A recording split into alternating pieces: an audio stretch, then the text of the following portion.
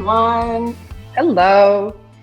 Welcome. Welcome to our final chapter of our Field Marketing Diaries, Driving Event Data. I'm Amrutha.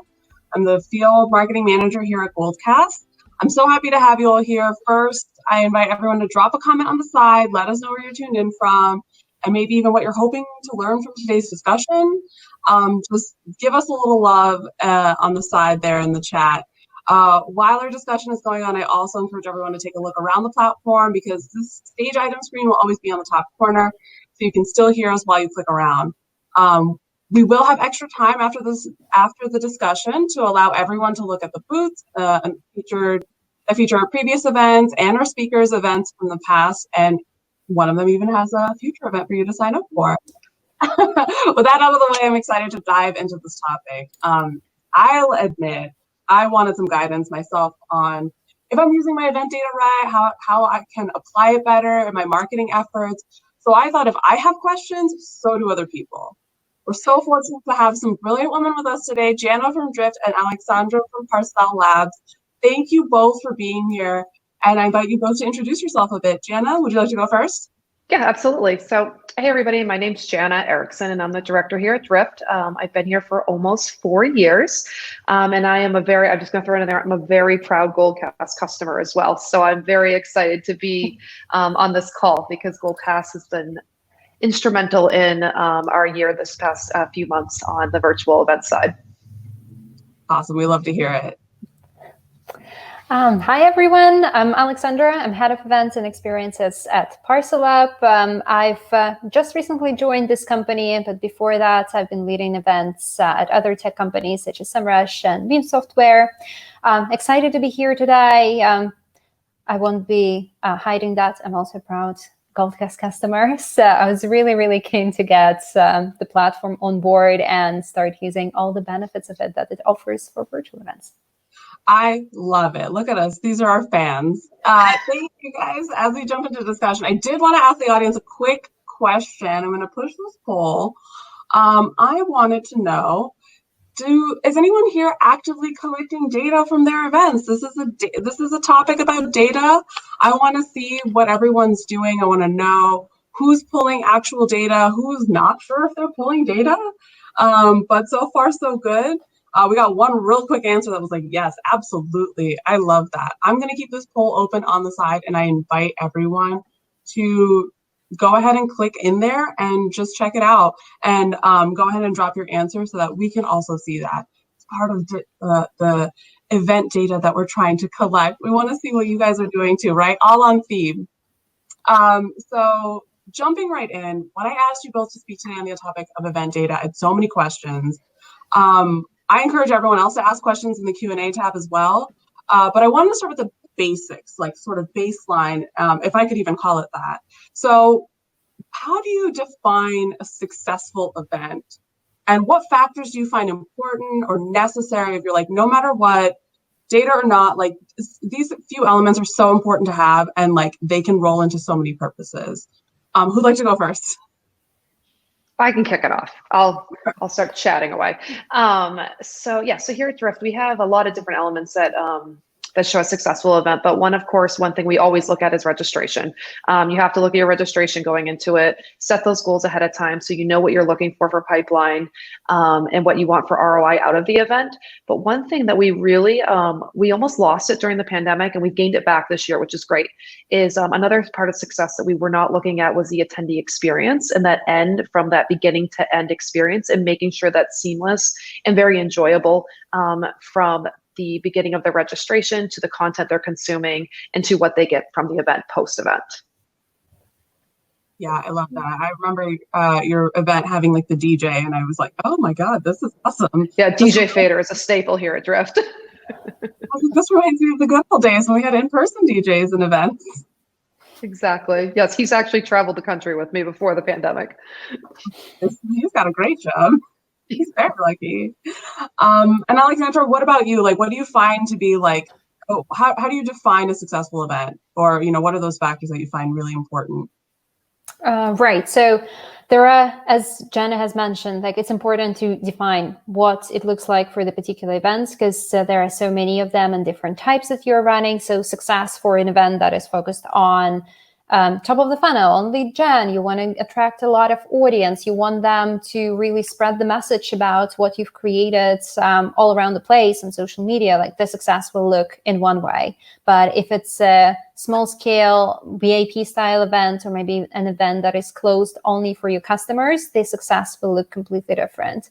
The two things I always look at is first the bottom line, and okay, what was the ROI on that? It's something that you can't really look immediately. That's something you need to look eventually across the time, and we usually set a certain timeline when we would assess the results. Let's say revisit in 2 weeks, in 3 weeks.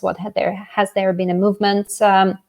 With the opportunities, with the leads progressing, or with the customers starting conversations about the upgrades, upsells, or new opportunities. And also then within 3 months, 6 months, and it also depends on your sales cycle. So I guess I will say it many times throughout today's conversation, but it really depends on how you will define your event success, on what you're creating, on the type of the events. And second, there is also the perception. It's a very kind of hard to measure thing. People do measure it with NPS, and it can be both for your event attendees and also for the team that was involved. So you want to make sure that everybody really had great experience, because essentially, if the experience was bad, it's really hard to expect great financial outcomes out of it. Yeah, fair enough. It's interesting you said too, like Alex too, is just like with the sales cycle and how it changes. Because we were looking back at like what virtual events the ROI was from, a couple of years ago pre-pandemic, and then looking at how our sales cycle has changed now. So even when you're judging that and looking at that ROI, the numbers are not what you thought they would be. So it's like you really need to start like measuring those, like the 30, 60, 90, and having that historic data there. So when you go back to look, it's not as easy to pull it 2 years later. And that was something that we had a big learning as well. So I love that you pulled that out. Yeah, me too. You said something and I was like, oh yeah, that makes so much sense. But you did mention working with your sales team, and I want to jump right into that because that's so vital, that relationship between events or marketing and the sales team is something that should be highlighted. And I think I've seen it a lot more recently than I ever have, of like, hey, that relationship is so important. So do you have any advice or like insight on like common data that should be shared with sales? Like what can we prioritize as field marketers, or someone like running an event, or someone on a marketing team even, saying that, okay, when we pull this info, what should we make sort of the priority to say, like, okay, this one aspect, or whatever, these few aspects should really be shared with sales so they can do their job effectively as well? Yeah, I absolutely think like you can do like the standard, of course, you always want to say it registered, attended, no-showed, and then you have those like standard template emails. But I think really going through the data and looking at where they attended and where they interacted along, especially on the virtual events, like what they interacted with on the platform, were they downloading resources, how long were they on different sessions? And of course, you're not going to do this for every single attendee, but you're going to have those key accounts. And like when we're looking at registration, we're really looking at getting what we call interested people, which is, a high qualified MQL. And so if we have X amount of them on there, like those are the accounts we really focus on making sure we have that data. So then when the sales reaches out, it's as personal as possible.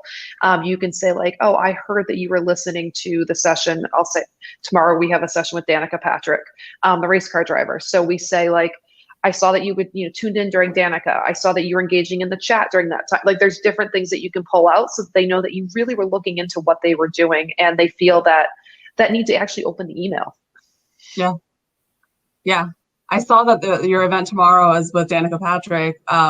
And everyone can also, if they're interested, if anybody here is interested in checking out that event, you go into other tabs, you will see a booth that's a drift booth essentially. And in there's a registration link for the next event with Danica Patrick. So I invite everyone to check that out a little later. Or yes, we'd love it. I'll be in the back end. And then Aleksandra, I know when you and I talked before, you had so much insight on like what point like you should be passing along data info to sales and all that. Please share your wisdom with all of us. You have so much insight. You're like, I know. I want to hear some of this.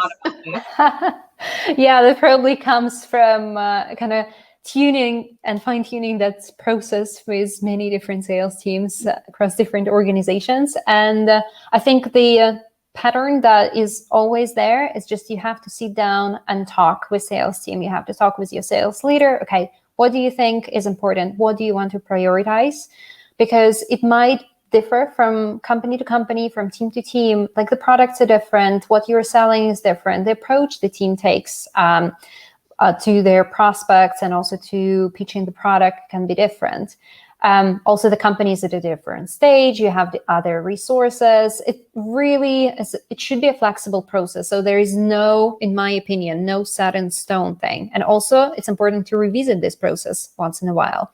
Like right now, I'm setting up the process at a new company, and there are lots of things that I would love to have, but we don't have them yet. Like we haven't set it in stone yet. We haven't really defined some of parts because you need to do it stage by stage. You can't really start at stage number 3 if you haven't really went through stage number 1, stage number 2, because you're both learning. Like maybe you have experience on the event marketing side, but maybe the sales team hasn't worked before with events like that. So you need to educate, or maybe you haven't worked with the sales team like that or with their approach. So you need to learn as well. Just this is the first thing. You really need to talk. There is no one playbook that fits everyone. Yeah. And in terms of the data, I really like what Janna has mentioned about the key accounts. So this is one of the questions you need to ask when you're talking. Do you guys want to prioritize your key accounts for our events? Do you want the data, like the detailed data, only on these key accounts or on everybody? Maybe your lead flow and the prospect flow is huge. Maybe your company gets thousands of them every week, and they will be like, you know what? We have enough. So do this for brand awareness, do this. Or maybe on the opposite, we really need to prioritize our customers. So it will be different data that you're gathering. Or there can be completely opposite problem. Customers are super happy. They know how to use the products. They will be happy to attend an event once in a while, but we really need new leads. We really need the flow of prospects. So figure out all of these questions, and then it will help you solve the question, okay, what data do I need to pass to sales? In what format? And the format really has to be as simple as possible. What, again, from my experience, like salespeople are busy people. Their days are filled with meetings, with preparing for those meetings and updating their pipelines. So you have to make it easy, and this data that you're going to pass over to them has to live in the environment that they work every day in. They're not going to check 100 of your spreadsheets.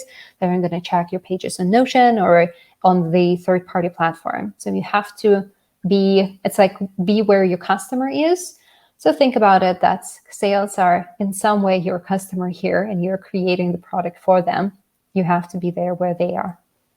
Right. I love that you just said sales is your customer, because that's something I always say here at Drift. I'm always like, an event is actually its own little company, because you're servicing so many different parts of the company and the industry. So you're kind of operating. I always feel like when I'm running like a large event or even a small one, like hypergrowth is its own company, because marketing's feeding into it in all different parts of marketing. And also sales is your customer. You want to make sure they're utilizing it. CS is also a part of that customer as well.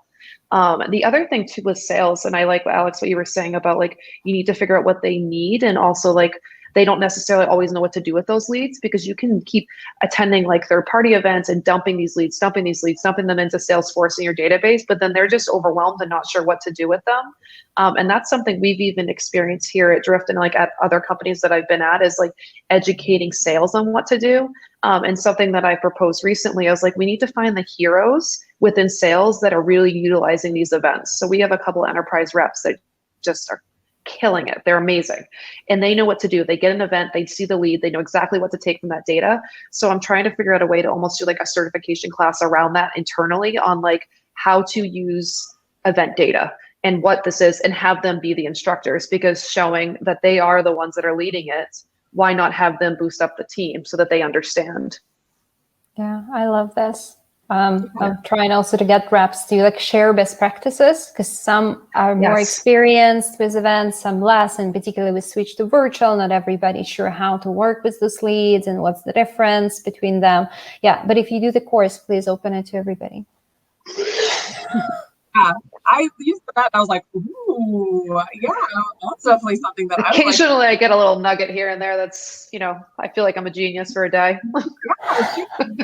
I know in like previous roles I've done that. I've either had someone on the team say like, why aren't we having more conversations with sales? We should be doing that, and just taking the initiative to do that. And then or also being like, here, we're giving you the data, we're giving you snapshots of like the data that we've collected from our events.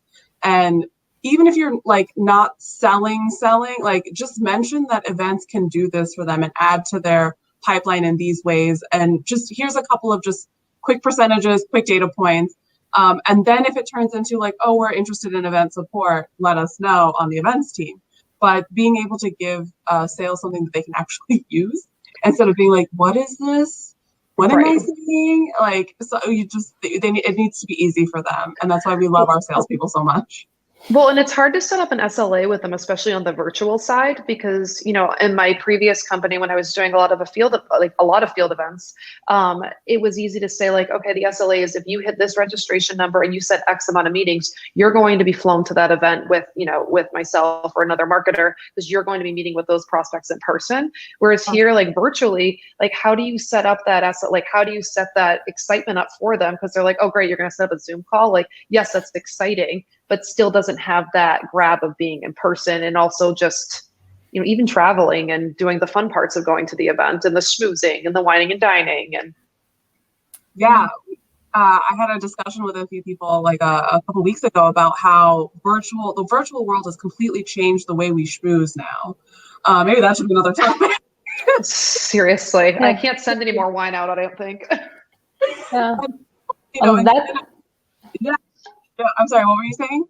Yeah, I think on that one, that's true that the travel and all of that in-person part was a big incentive for working at the events and going there. I know to me, the only incentive right now is to collect the data, and in particular historical data, and to show that maybe leads from events close much faster. So you can get your quota much faster, and then you can go to President's Club much, you can get your tickets there much earlier. So it requires this historical data and a little bit of work of comparing the velocity almost of the pipeline that was initiated by events versus other sources. But sometimes it truly works. Yeah. I love that silver lining. While we're like, oh, this other thing, you're like, here's how it is helpful. I love that. It's beautiful. You're going to make money. That's the conversation. Now you're talking with sales, right? Now with everyone listening, yes. I did want to push another poll if I could right now.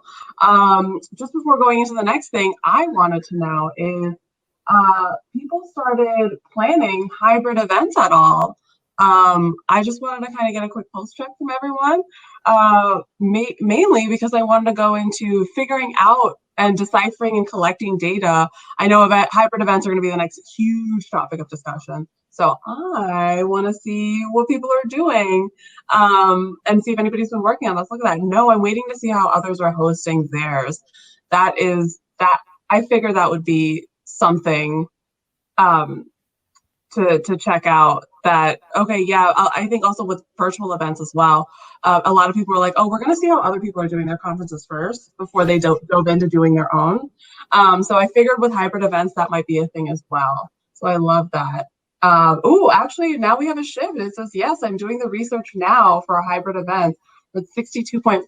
I'm going to leave that open on the side, and attendees can continue to answer that question, answer that poll question, or ask an additional question on the Q&A chat tab, or if they want to raise their hand, they can do that as well. And you can come on stage and ask your question and force it. So going into the next topic of discussion, I guess, I wanted to go into deciphering the data. So when you do collect your event data, whatever it is, what's the best, what's a good way to clean it up? And we talked about, figuring out what's needed for sales. And then also I wanted to talk about data integration with your main tools. What are some ways that you guys have done that? I'm going to let Alex kick this off because I will completely admit I have an amazing marketing team at Drift. And so that really sits on our demand gen side more and more. Mm-hmm. So I'm going to let Alex kick it off and then I'll speak to it, but I don't want to take credit for anything because it's not all my work. Fair enough. Okay, so data and integration, that's a huge one, right? And it's not an easy one. And I must say that if you have a great team who can handle that, that is amazing because that's a different skill set. Like you can do amazing events and you can be very creative, but you're not necessarily the best marketing operations person. So if you have someone who can support you, that is amazing. Another point I want to stress that if you don't have everything at once, that's okay because you are building your foundations. Again, I want to speak first about core principles that I find. First is speed. So you really need to make sure that you transfer the data from your events as fast as possible to whatever system you are doing that. Because events are a living creature and it's not downloaded in ebook, but it's happening right here, right now. So while the memory is fresh, may it be virtual in person, you want to follow up as fast as possible.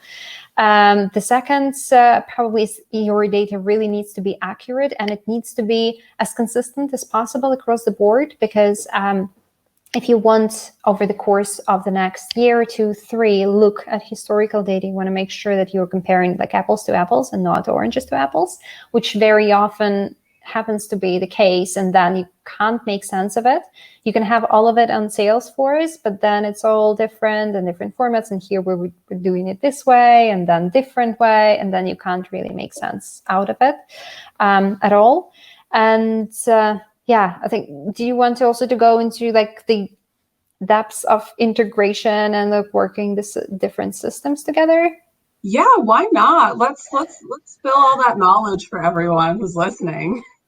Oh, yeah, that's definitely something I think anybody's always interested in that. I was going to say what you were saying too about the data, Alex, too, is just like you're saying the speed is so important. Like, because once those leads have already happened, like you don't want to wait a week to reach out to them. You want to make sure that it's fresh and it's new and they remember that they were just at that event. And then I think one big thing that we look at too when we're looking at the data is also not only like the company and the size of the company, because, you know, we have our different personas and where we want them to be. It's also the title too, because you want to be in front of the decision makers mostly as well. Like it's nice to have the practitioners there, but you also want to have that opportunity to have the decision maker understand the importance behind what you're trying to get at. And then yes, go ahead. No, you go. Well, I was going to say that I have had that conversation of like, what is more important, being in front of the decision maker or being in front of the practitioner? Because in my mind, I was like, I would want to be in front of the practitioner because that practitioner is going to take it and go to the decision maker and be giving them the snapshot of like, okay, so these are the ways that this is going to work. And as someone who's going to be the one actively using it, this is why I think this is going to work. That's why we did like 2 series of events for that reason. So we look at like our larger like rev growth events. Those are much more like tactical than our past hyper growth events. And also we add in like that we cater to the audience of the practitioner. So that's really like we look at like the director level, the manager level, and making sure that we're getting in front of them. And so that's kind of like the wide one.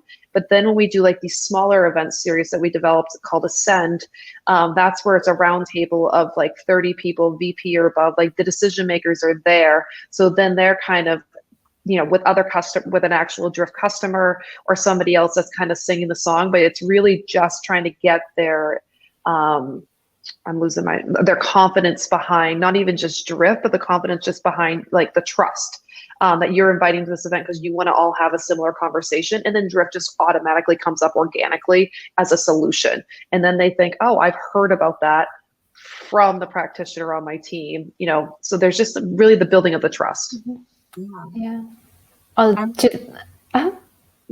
Sorry, a follow-up question to that is how are you differentiating between the 2 events? Like, what are the factors that you're putting into to get those like director level, VP levels to come into one type of event and then your, your managers and, the other practitioners or directors, whatever, coming into the other event? How do you differentiate between those two in your marketing tactics or just like in your event flow?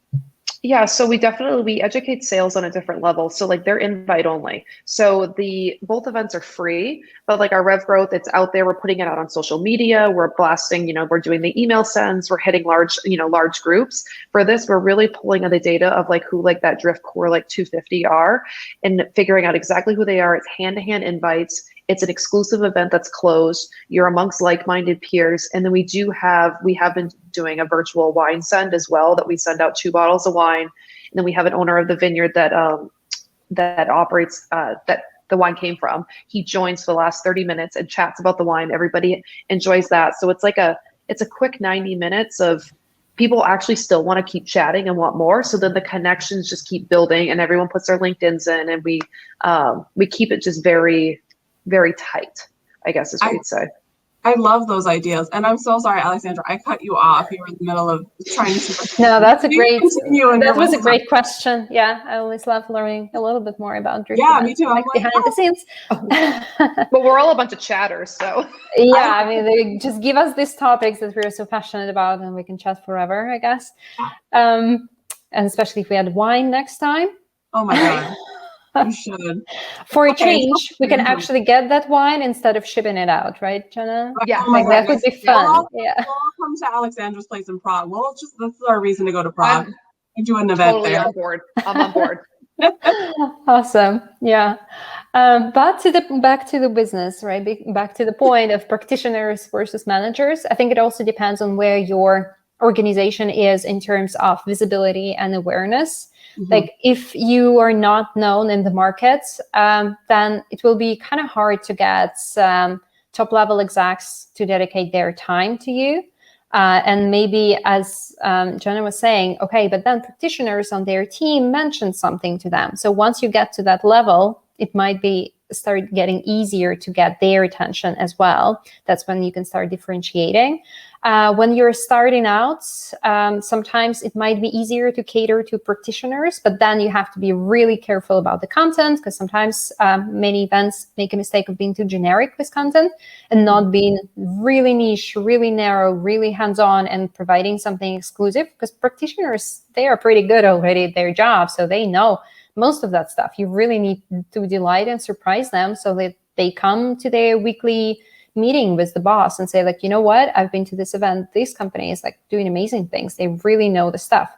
So that's kind of what you want to achieve with your brand recognition, and then probably can start getting more attention from top level. It's not exclusive though, it's just something that I've seen working a little bit with some of the companies that were not Drift level, and it's in particular the past couple of years, I know Drift are quite a unique use case as to how fast it has become well known to the whole world. Yeah, absolutely. I did want to ask another question about how you guys might be using pre-event data to contribute to the success of your event. Like, whether it's the open rates or, various, like, what is it that you're taking? What is the pre-event data that you're using, pretty much, is all I want to know. So I'm trying to learn from this too. I'm learning so much. So I want to know that too, because pre-event data, post-event data, even at Goldcast, we're very like, hey, we have the dashboard to show you your pre and your post. And then it's up to each person on how they choose to use that. So what are some ways that you guys use that data pre and post event? Let's go into both of it. I think what's so special about the pre data is just making sure that they attend. So reaching out, like, I see that you've registered for this event. What are you interested in? Like, just trying to engage that conversation so that it makes them want to attend live. I think the hardest part, especially with virtual, is everything's pre-recorded a lot of times, unlike right now, and they think they're going to get it afterwards. So why do I need to attend this live when I already know it's going to be up later? So I think trying to figure out like that happy medium with that as well. I think also the data for us is we do use Drift as for our registration process that integrates through Marketo and Goldcast. So we like to see if people are following the flow right through, because of course we're anti-form, so we want to make sure that process is smooth, as quick, and as easy as possible. So for us, it's almost like a product check as well, to make sure that our playbooks are set up correctly. Yeah. No, that's great. Yeah, I totally agree. Use prevent data to make sure people are engaged, also to make sure you can still cater your agenda to the people who are actually signing up. Or maybe if you see people being really aligned or like asking the same question all over again, you add additional session, or maybe even a round table where they all can meet and discuss this particular question. Sometimes you would even incorporate that and plan to use people's input to actually finalizing the content for your event. Also, some of the things I was looking at as like open rates of your one-day reminders, for example, or if you have some additional reminders before that, if you see that the level is really low, it sometimes means that people just forgot or don't care about this event. Sometimes you can see correlations. If people came from your own database, they care a little bit more and they open up your emails. If they came from paid social, for example, then it's usually, oh, they saw it's interesting, I will sign up, but then they forget. So you can anticipate lower show up rates on the day. You kind of don't want that, but I remember how crucial that was for us when we were setting up smaller roadshows in person. And you kind of need to tell your caterer how many people there will be. And sometimes you have 200 registrations, but you see that, okay, only 50 of them opened an email. Are actually 200 going to show up? Or are even 150 going to show up? So maybe you can cut down. That was my way of saving extra money and being really conscious about food usage in good old times. I don't know when I will be using this tip once again, hopefully next year. Soon. Yeah. But this is kind of fun tip for anyone planning hybrid soon. True. I think we all sort of by default, once you've had a few events happen, you start to notice the pattern of, okay, there's this many people that show that register, and then this many people actually show up, and you start to figure out your rates of, well, usually 25% or usually 50% or usually 75%. So this is what we know, and this is what we prep for, and this is what we execute. I know that's just one of the, going back to like my initial question of like, that's one of the first things I know I've figured out or tend to figure out or know of in terms of events is like, okay, what is our usual rate of follow through, right? Like how many people at register, and do we usually get 50%, 75% of people actually attend and are active? And especially with virtual, it's been such a distinct navigation, right? To see that what is the way to get people to follow through. We've tried follow-up emails and things that are just automatically scheduled and things like that. So, or throwing it on people's calendars against their will, saying that like, as soon as you register for this is going to show up on your calendar. You cannot forget this. You will have to manually remove it if you don't want to come anymore. So like navigating through all that, I think has been really awesome. And that actually like leads me into sort of a little bit of my next sort of question, but like gathering data with your platform. I mean, maybe I'm biased, maybe we're all biased in talking about what Goldcast can do and how we can do that, how we can help contribute to event data. But in general, this is not just about, as much as I would love to make it just about Goldcast, this is not just about Goldcast, because gathering that data is very important. That organic thing. This is when it comes up organically. Yeah, but any platform that anybody uses for whatever event, there's definitely ways to easily gather data, whether it's platform or just other practices. Do you have any like tools or pieces of advice or suggestions of ways for people to encourage that engagement and then like extract that data from any platform or maybe from Goldcast? The one thing you said about the calendar, I thought was great, because that's something, everybody wants to add to calendar because it's just an extra reminder out there. But one thing that Gold has done is, I think other platforms have done it as well, is when you can have them add like different sections to their calendar, because especially in the virtual world, if you're having a 4-hour event, like people sometimes just don't want that chunk and they only want to hear one speaker or one topic about your product or something like that. Like we're releasing 2 products. We've already released them, but we're going through them again tomorrow at the event. One is catered towards marketing, one's catered towards sales. So maybe you want the marketing section, maybe you want the sales. Like being able to add that, I think, is a huge point too. And I just wanted to reiterate that because I feel we've seen a lot of success in that in the last couple of months. We love that feature. Yeah.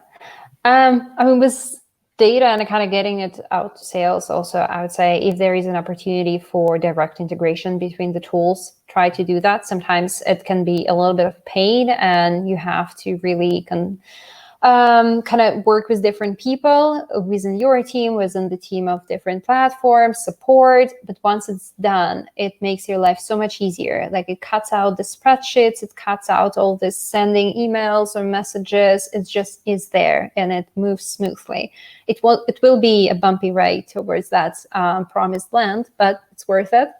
And myself right now on the way there, and it's not easy, but we'll get there. I know it. Yeah, and for additional data, it's like some small touch points sometimes are really helpful that you can utilize to understand, oh, there is an extra interest, as what Janna was saying, like they're high qualified MQLs because they are really interested. They've been there, they downloaded this, they clicked on this button, like the button we see on top here, data deep dive. Yeah, you can try and click. I think that Amruta has something prepared for you out there behind that button. So just a small tip, because that's what I do with events. That's exactly what I was going to say. I was going to say, like, these we can add these CTAs, and that data deep dive button up top is something that everyone can click if they're interested. But what that will be is we want to see if you're interested in a little bit more data, a little bit more insights than what we just talked through today. So if anybody's interested, if they just click that data deep dive button up top above the stage screen area, it'll let us know we will be collecting this data. See, and then we will be able to let you know, saying like, hey, okay, we see that you're actually actively interested in this. So I will be making sure that you will hear from me and saying like, hey, we're doing a follow-up to this discussion. We're diving a little bit deeper. We're getting into these MQLs. We're getting into what these other aspects are. And if you're interested, here's your registration link. Here's how to join. So yeah, that's definitely something. I know we talked about also when we were just discussing the various touch points for this discussion about like the zones, like where your audience logs in from, also determining where you have a loyal kind of captive audience. We talked about, like, you might think East Coast, you might think West Coast, but then all of a sudden you realize maybe the Midwest is turning out a lot of attendees. And then when it comes down to doing your in-person events in the future, you're like, maybe we'll throw them one and go to the Midwest and be more active there, so that our loyal audience there can come join us, and things like that. That I know when you mentioned those things, I didn't even think of it, and I was like, that is just genius. And again, that's why I'm like, I'm learning, and also saying that you haven't gotten there. I know I haven't gotten there for certain aspects, but we will, as long as we keep working towards it. That definitely made me feel better. I don't think anyone has gotten there because we don't know what there is. Like it's an indefinite process of working and perfecting, and there is always something to improve because it's a never-ending journey. And that's just the fact that you need to accept. You can become, like, if you become 1% better every day, right? You are so much better by the end of the quarter, by the year. And next year is just all going to be amazing. There's a lot of data we collected. Yeah, I feel like in the last year of virtual too, there's so much different data. Like you were saying, even with like the Midwest, like, okay, you can actually like get down to that territory and think, okay, maybe I will go to that territory for an in-person event once we open back up completely, because I never would have thought of that one before. Things like that. Like I do think that's fascinating. And for us with the integration process, like virtually right now, with having Drift integrated with Goldcast, it's great because not only for the registration process, because that also pings our reps automatically that someone's registered for the event, but also when they join the event too, we have the bot set up on the agenda page, and that pops up and says that we have, so and so from your company is at the event now. And that's been a huge thing too for reps too, because then they can jump in, they might join in the event, so then they can see where they're at and engage in a conversation with them right then they're live. Yeah, beautiful. And with that, I actually do want to jump into questions. We've got a nice chunk of questions that have come through, so we're going to start from the first one. We have L, I believe. Do you have any creative ideas for communicating with sales? I've often received feedback that sales gets overwhelmed by information via email and Slack. Would love to hear thoughts on streamlining information, keeping them organized, providing necessary details, but not over-indexing them. Thank you, Elle. That's very thorough. I love that. I'm happy to jump because that's exactly the conversations I'm having the past and this week with my sales team. As I've said, we are new to each other and we're setting up the process. So we're figuring out the way I approached it. I was saying, okay, I'll start sharing the information the way I see it being fit. And then I get the feedback. Okay, was it clear? Was it good? Was it enough? So we do have like our weekly things with sales teams. We share information there. Then I will also send the update per email. And then we're like, oh, maybe it's not like all clear. Maybe we can do spreadsheet. I'm like, well, maybe spreadsheets are not the ideal because you have to manually update. What if we move to Salesforce everything? What if we just go take it as a rule that we try to look in the campaign descriptions? Okay, we're going to test that thing. So it's, I think, also finding that perfect balance for you and your sales team and listening to what they have to say and also coming up with the solutions. It's like it has to be this ongoing conversation. But sometimes you also, I think, need to kind of speak up. And if something that you completely disagree and you know that it will turn your work process into hell, you don't need to agree to that. You need to say, okay, look, this is interesting suggestion. This will require a lot of effort on our side. So what if we come up with something in between, like let's compromise on this and let's try this. So that's my approach at least. Yeah, I think that's great. I have the tiny little nit that I'm going to add to it is just the scoring too, and just making sure those leads are scored properly so that they know which ones are the most important. Do you have the scoring that is like, marketing activities wide, right? That would, and right. That applies to events as well. Exactly. Yeah. That's exactly where you also have to be, like events have to be part of the major marketing team. I know that sometimes in organizations, they get siloed and like doing their own thing. And then you have to agree with both marketing and sales, but really try to be part of marketing team, essential part of marketing team almost. And then it gets a little bit easier because event data is part of marketing data, and the way it's been handled by sales, it's more standardized. Yeah, that makes a whole bunch of sense. So Paul had a question. What data should we show our leadership team to make them believe in events? Oh my God, what a beautiful question. What should we be showing our leadership team to say, hey, the events program is important. The events process is important. What are the things that we can share? I know I had a couple of things that I've done in the past, but I'm not the expert here. So I turn to you guys. What's some of those data points that they should be sharing to leadership? I think it's social proof, besides just the data itself too, but also social proof on just like what you're hearing out in the wild. It's that works for people to attend the event. So it's also, I think it shows proof that you need to have your leadership back behind you. But then again, like just looking at the numbers, pipeline doesn't lie. And pipeline influence, et cetera. So like when you show those types of results and the closed ones, like what are they going to say? Like data doesn't lie either. So yeah. Yeah, 100%.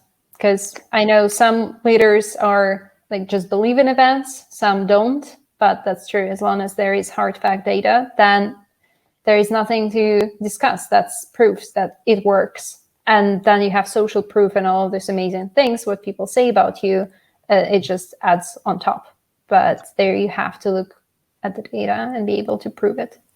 Yeah, I know in the past what I've done is taken the same type of data that I'm sharing with sales and bring that and see to show, saying like, this is the impact that the events program is making on us, and this is the, you know, the ROI, this is how much money we're making off of it, or, you know, all that stuff. You take all that same data and take it to your leadership team and say, look, this is why it's not just that I'm just putting on a conference. It's not that I'm just putting on a webinar. This is what it's turning out. And this is why it's important. I used to keep a spreadsheet of like, this is the various points, like these are how many people registered, this is how many people attended, and what that percentage is, you know, what that rate is, and then engagement, this is how many people click on our things, you know, all these other numbers really add up and can really make an impact from my experience. So we have Ronnie asking two questions actually, so we're going to start with the first one. How are you currently leveraging empirical data between activations, such as webinars, events, to help support your sales team during what would be considered those quieter calendar moments? Who wants to take ownership of that question? So I think that's where you have to kind of look at what the calendar, your overall calendar and strategy is for the year, and where your, you know, the spikes in your the revenue plan is, and like where we're gonna have, you know, you have months that you need to make sure that you have those leads in the pipeline. But also they do expire to my, you know, like once it's been 90 days past an event, and even that might be a little bit too long. You need to find another way to engage them. So there's also that expiration on those leads for events, because you're not going to talk to them necessarily in 6 months and say, I saw that you attended this virtual event. So I think it needs to look at that. And then also, like, I don't know, when I look at my strategy going into planning out the events for the year, I try to find the quieter months sometimes, and that's reposition maybe some of the smaller field events versus the larger events, or I make sure that the larger event happens that month before, so that those spikes can happen and that there isn't those lulls. Yeah, I think only echo all of that with the planning. Then there is also, it depends on the market. Like sometimes there are quieter months, like August, which still works for the US. But for example, in Europe, everybody's on vacation. It was even the case last year when everybody thought, oh, it's going to be different this year. Everybody's going to stay at home. No, even if people stayed at home, they just shut down everything and turned off Wi-Fi.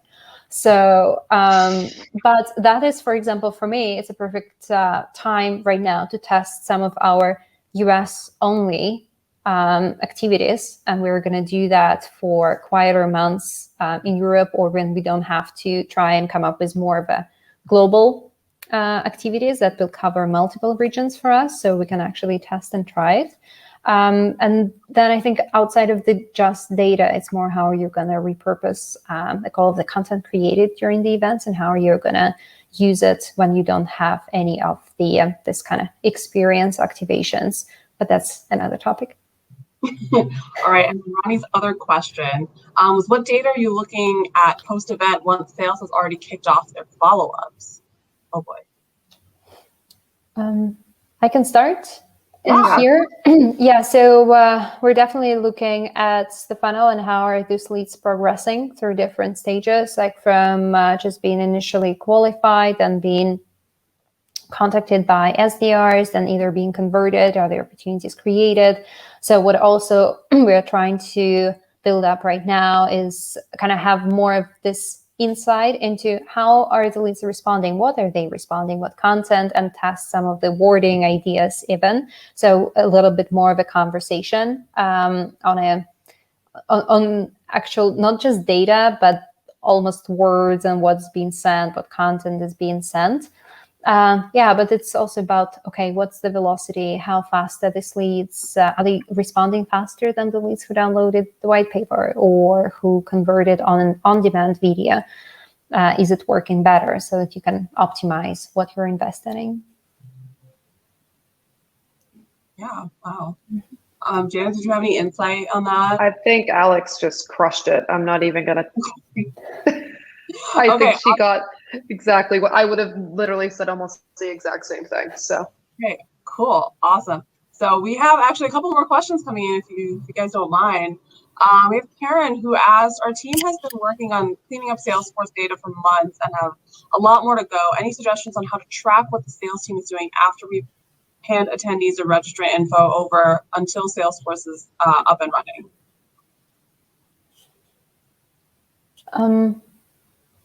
I think I need extra input for this question. So is the question like that Salesforce is currently kind of not working and that you need to hand over this data, or am I missing something? I was going to say the same thing.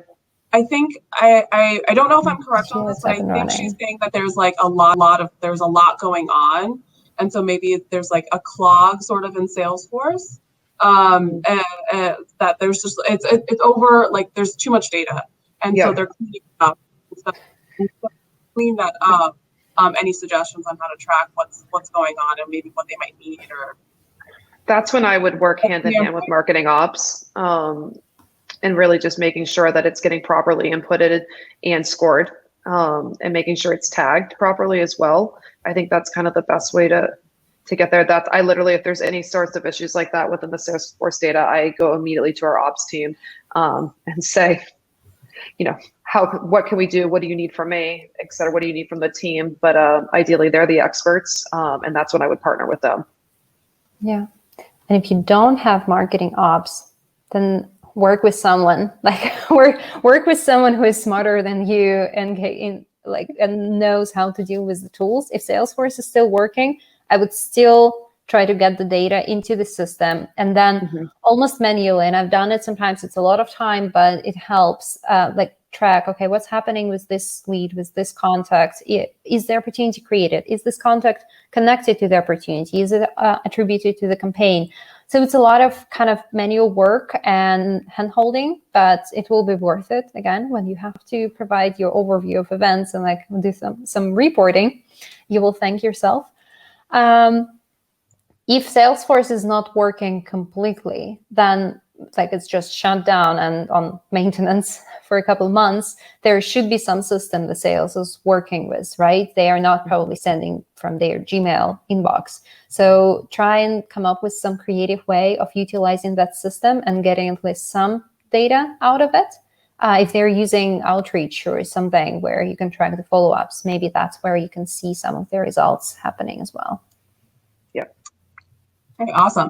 And then I'm going to do one more question. Okay, well, this one seems to be getting some likes on there from Paul again. What kinds of event data and in what ways should that data be shared with repeat attendees concerning event results or metrics? Or how about for first-time attendees? Well, that's a good question. Because it's funny, I just actually had this conversation with someone on our demand gen side asking about like third-party events that we were sponsoring. I was my question was, can we look at like how many repeat attendees we've had at these different events to see if we're actually getting net new leads for each one, or if we're just getting, different ticks, on the qualified section. So I do think that you need to treat them a little bit differently, because they are, obviously, if they keep coming back, they are retaining the right things. And those would be the ones that I would really dig into what they were looking at and what type of content they were consuming. Because like my role is also to make sure that the content of the event is what the attendees want and your customers want and what they crave. So if they're coming back for more and more and they're always engaging in that same type, I think then you would definitely want to treat them a little bit different, and you'll have a better idea of how your agenda is going to be formed. And like Alex mentioned earlier in the conversation, like that's kind of also where you can lean in your EMPS as well. And then the first timers, I think you look at it as you have to look at where else they've qualified throughout the process, like besides the event as well, when you're having those conversations with them. Awesome. Totally agree. Yeah, good. Same thing. Yeah, that's how we know that this is good info. And Alex and I are cut from the same cloth. So, okay. Final question Elias has for us: what are the top challenges you face with the data collection, with the data collected at events? I think the speed, like we were saying earlier, is always one of the hardest things, especially just like making sure it gets downloaded immediately and gets uploaded immediately. So there's always that challenge. And then again, like just making sure you have all that you need. Like you want the titles, you want the names, you want the company, you want the region, you want, all those different things, I think is always the biggest challenge for us. But Alex, I'll let you, I don't know if you have anything else to add to that. I agree, the speed, but also I think it's more of a internal structure and how you're going to get the data in the system, because usually with events, if it's sponsored, you will get like an Excel file or something from the organizers. You have it, and maybe you've even agreed with them to get it within hours after the event. But then starts the fun part, which is like running with hurdles, the steeplechase, because you have to do this and that and clean up and upload there and make sure that it's synced properly and shown correctly. And then if you're working with this person's on vacation or on a sick leave, who can support. So you kind of need to think, apart from events and plan B, C, and D for the event, also plan B, C, D, how you're going to process the data and setting up the system. I think is one of the most challenging parts, because you have it, but nobody else has it. And until you get it into the hands in a very digestible way that is visible, it's not working for your benefit. So you're not the one closing the deals at the end of the day. This is true. This has been so much more insightful than I could have even imagined. We went longer than I originally intended for this. I was thinking like 45, 50 minutes. We're only, oh my God, we've got like 2 minutes left. But I wanted to thank you all so much for being here in this discussion today. This has been super insightful. And like I mentioned earlier, if anybody's interested in a deeper dive as a follow-up to this topic, click that button above, Data Deep Dive, and I'll be sure to personally invite you to the follow-up discussion of this. I invite everyone else to also check out the other events tab to see past and upcoming events from not only Drift, parcelLabs, but also Goldcast. And everyone, of course, will receive a recording of today's discussion, so please keep an eye out for that in your emails. I wish everyone a wonderful day, and especially thank you to Janna and Aleksandra for taking the time to be here today and talk to our audience. Thank you so much. Thank you for having me. That was great. I love seeing Alex and I go way back, so it was nice seeing her face again as well. Yeah, absolutely. Thank you for the invite. It was a pleasure. Of course. Thank you all so much. Have a great rest of your day. All right. Bye. Bye.